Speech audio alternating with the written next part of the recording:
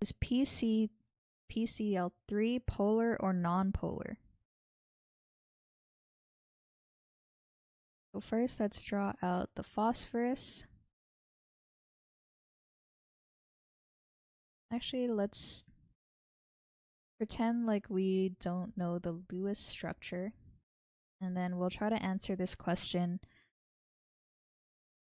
assuming that we don't know the structure. So to write a Lewis structure, you need to first figure out the total valence electrons in the compound. So for phosphorus, there are 5 valence electrons. And for chlorine, there are 7 valence electrons. And since there are 3 atoms of chlorine, I'm going to multiply this by 3, which is 21. Okay, so adding these values up, we end up getting 26 electrons. So now I'm going to draw out my phosphorus and the 3 chlorine atoms. And first I'm going to fill out all of the lone pairs that chlorine has.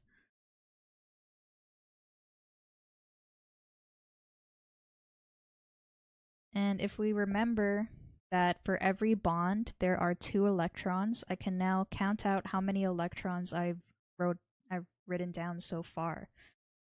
So there's 1, 2, 3, 4, 5, 6, 7, 8.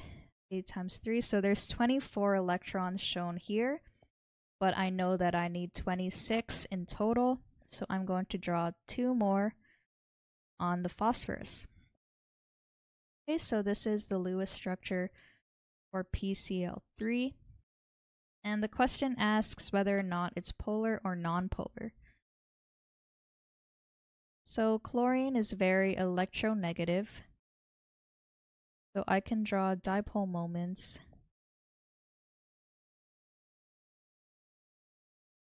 showing that it is more electronegative than the phosphorus.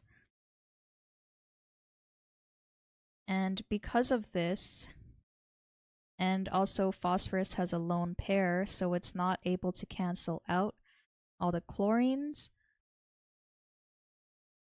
Therefore, we can say that this molecule is polar.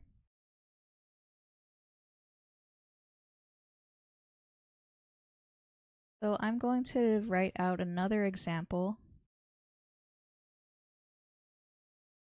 of carbon with 4 chlorines.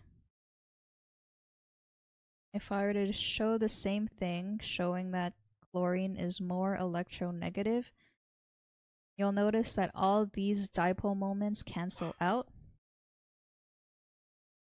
So this makes carbon tetrachlorine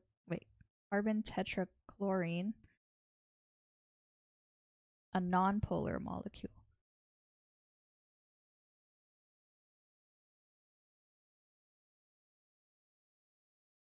So these are 2 examples of polar versus nonpolar.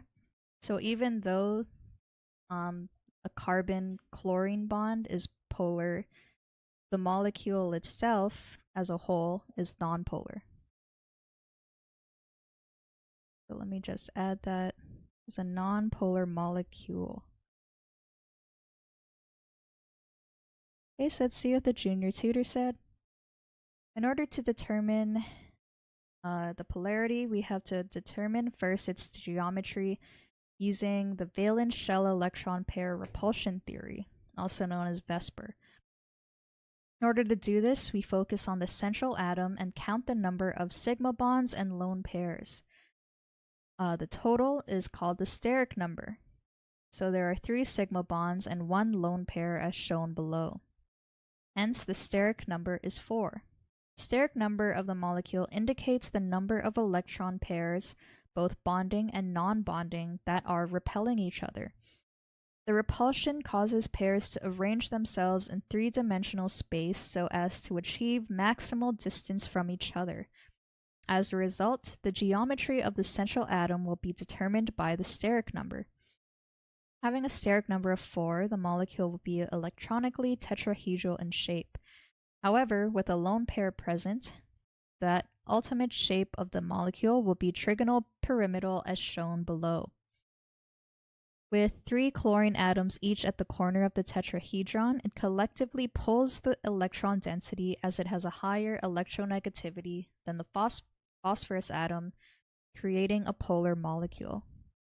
Yeah, that was great. Great explanation. So the solution is correct.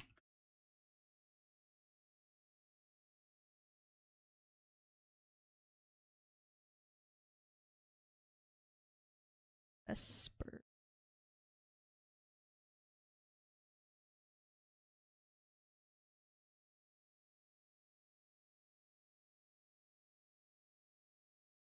Okay, so moving